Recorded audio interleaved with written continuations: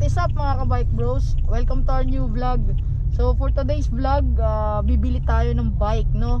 Dahil meron tayong isang close friend na nagpapahanap ng bike. Binigyan niya tayo ng budget. So susubukan nating pagkasyahin yung budget na yon. Tingnan natin kung makakahanap tayo ng magandang bike sa budget na binigay niya sa atin. Kung mapapansin nyo, nasa sasakyan ulit tayo dahil ay kakarga ulit natin yung bike dun sa carrier natin. So tara, samahan nyo ako, let's go.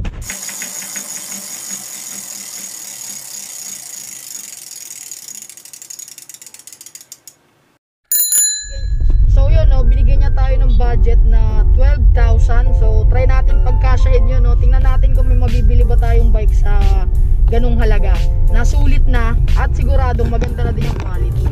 Try natin pumunta sa JB789 Bike Shop. So tingnan natin, kasi narinig ko meron silang mga bagong dating na bike doon.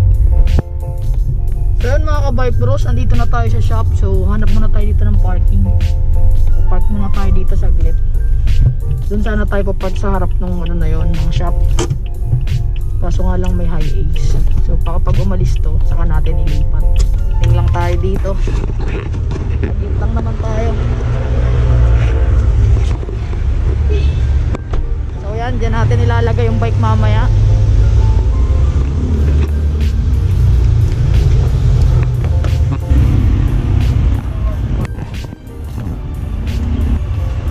Ano boss? Aga. Saan si ate? Nasa Isaiah pa. Alright. So yun, wala dito si ate. Tantayin lang natin ng konti. So tingin-tingin muna tayo ng mga bike na pwede nating bilhin dito. So ito yung Pinewood Climber na carbon. Yan, medyo mataas yan. Medyo baba tayo ng konti. Medyo nasa 12,000 lang yung budget natin eh. Tingnan natin. So dito may Tusik. Yan, Tusik Bruno, bago to. Tapos may folding bike. Then Platinum Battalion, ex-Battalion. Ayos ah. May bike pala ang ex-Battalion ah. Kala ko rapper lang ah. Mukhang kakagising mo lang ah. Eh, kanina pa ako gising. Ayun ako pagising. Pinapahat tayo si Reynalyn, hindi ko makita eh. Epigriditis na naman yata yun eh, no? Hindi nagpapabili yata tayo. Ganino bike to boss? Ha? Ganda. Speed 1. May ganito pa kayo? Trigram? Na ganito? Chain guard na no? Ganito? Wala kami yan. Maganda yan eh no? Trigram na chain stay guard. Ganda na ito mga ka-bike bro. So naka-Sagmit Edison. Alright. Bike to ng may-ari ng shop. So dito tayo ngayon sa JB789 Bike Shop. So dito tayo titingin ngayon ng bike na mabibili para sa ating tropa na naghahanap. Dahil birthday ngayon ng anak niya. Happy birthday sa anak mo. Naghahanap ako ng bike para sa birthday girl. Birthday girl? Oh, anong ma-advise mo klase ng bike na pwede mo ibigay? Yung bago natin, yung Bruno. Bruno? Yeah, tingnan natin mamaya.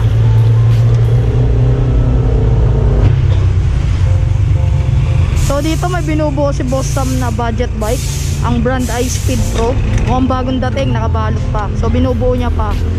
Magkano daw boss yung bentahan nito? 7,000. So 7,000 lang yan. Aluminum na yan.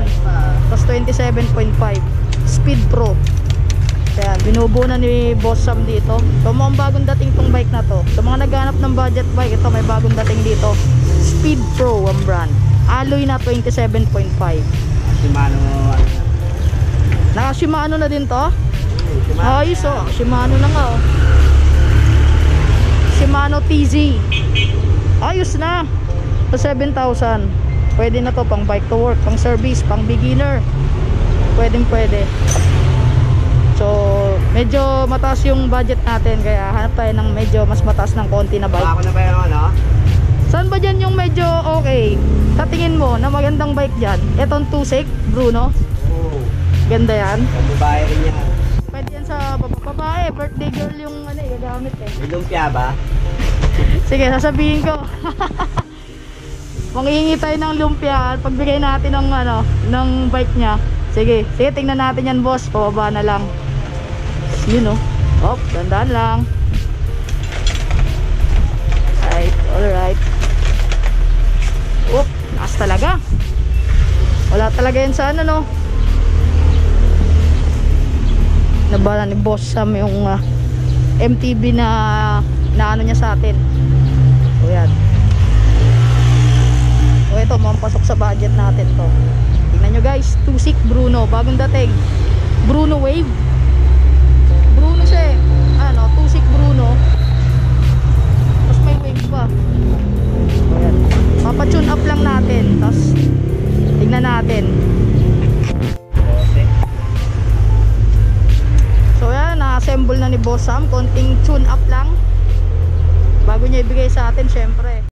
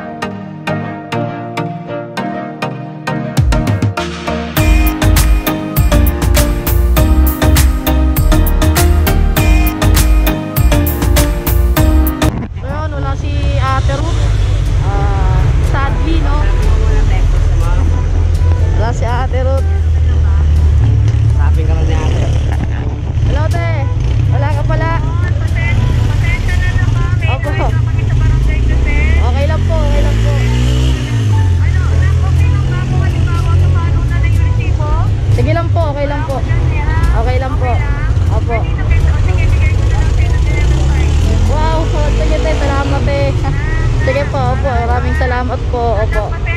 Sige lang po. Okay lang po. Okay lang po. Sige po. Sige po. Sige po. Okay. Boss. So, nakausap natin si Ate Ruth, yung may-ari ng shop. So, binigyan niya tayo ng discount. Yung retail price ng Tosik na yon ay nasa 12,000 pesos. Since dahil naman lagi naman tayo nandito bumibili, so binigyan niya sa atin ng 11,500. So naka-discount pa tayo ng 500 pesos. So yun guys, no, kung naghahanap kayo ng mga bike at mga murang bike, dito maganda kasi nagbibigay sila ng discount. May mga ano pa dito, may mga MTB pa ditong natira. Ito, meron pa dito isang Tosik Brandon, kaso black and white siya. 27.5 din. Then meron din folding bike X-Battalion na MTB. Tsaka yung carbon nila nandito pa din, yung pine wood na carbon. So yan. Meron pa din palang spanker. Ayan, kulay blue, nasa gitna. So yan. Sadly wala dito si Ate Ruth, yung may-ari ng shop. Pero okay lang, nakausap naman natin yung cellphone. So yan mga ka-bike bros. So mga naghahanap ng budget bike, meron sila dito 7K, alloy na, naka Shimano na din. Tatlong kulay. May kulay red, green, tsaka yellow. 7,000 pesos. May tawad pa yan. Punta lang kayo dito.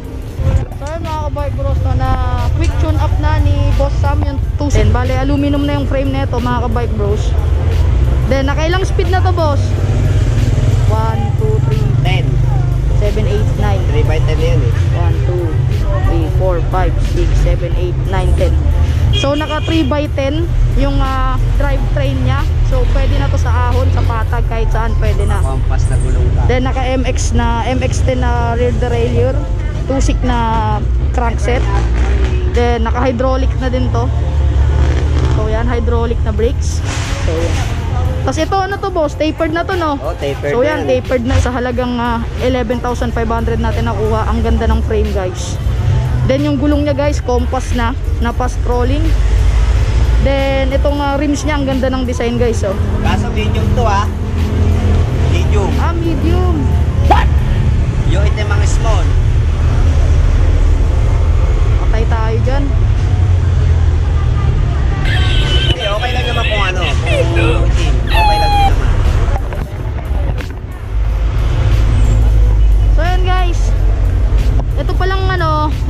silver 27.5, medium 17. Problema tayo guys, no? Nagkamali pala tayo ng size. Yung kailangan kasi natin small frame. Itong silver ay naka medium frame 17. So medyo ano kasi maliit yung gagamit, babae din. Kaya itong small size na black and white na size 15 yung kukunin natin. So papalitan natin. Kala kasi namin parehas lang yung size. Pero okay lang, okay lang. Full lang yan si Boss Sam. So ito na yung kukunin natin. Halos same specs lang sila pero sa size lang nagkaiba ng frame. Tapos maganda naman to itim. Oo, mas maganda nga itong itim. Tsaka mahirap kasi pag nalakihan yung gagamit kasi hindi sa atin, no? Sa anak nung close friend natin yung gagamit. Kaya so ayan mga ka-bike bros, no? Ayan na yung kukunin nating bike. Tosik Bruno yung brand. So itong black na yung pipiliin natin kasi small siya. So kailangan natin ng small kasi medyo maliit daw yung gagamit and babae din. Yung silver kasi na nandun, yung naayos natin kanina. Kala ko same lang yung size nila. So hindi pala. So ito na lang kukunin natin. Itong black color, black and white color. So na-tune up na ni Boss Sam. Boss Sam. So yan. So okay na mga ka-bike bro. So tara, babayad na tayo. Trip ko din bumili na itong pump na to. Parang kailangan ko ng pump. Kasi mahirap kasi yung mga hand pump namin eh. Medyo mababa yung presyo. So yun mga bike bros, no? Nag-singit na din ako ng pump. Floor pump. Kailangan kasi natin to. Boss! Bayad na ako boss. Shout out muna, shout out. Shout out! Shout out. Kaibigan kong palaging Patrick. nandito. Si Patrick Moyo. Puro post na lang tayo sa Facebook, no? Oo nga eh. Wala talaga eh. Ay, wala ngayon eh. Walang maswerteng babae, no? Ala eh, bahala kayo. Malas yung ano yan. Baka makakuha pa kayo ng malas. Nandito na yung swerte eh. Andito lang yung swerte oh.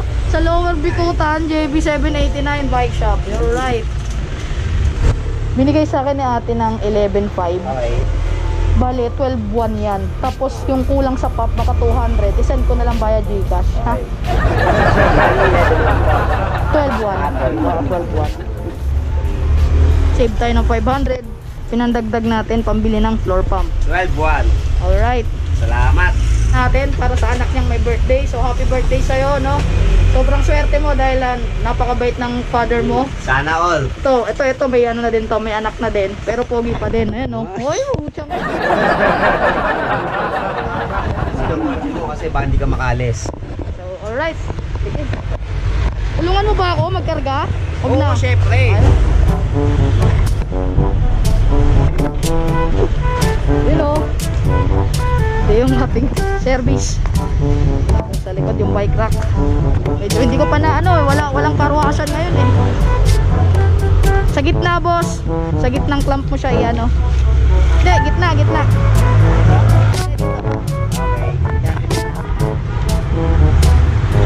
Pag hindi kaya yung gitna ng yan, ganyan na lang.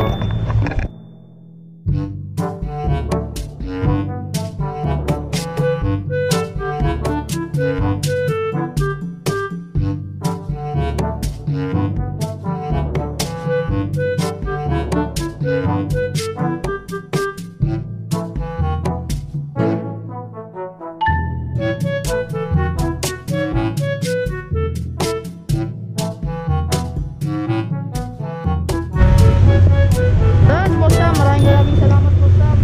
Hanggang sa susunod. Alright. Balik-balik lang. Salamat. Alright. Thank you boss.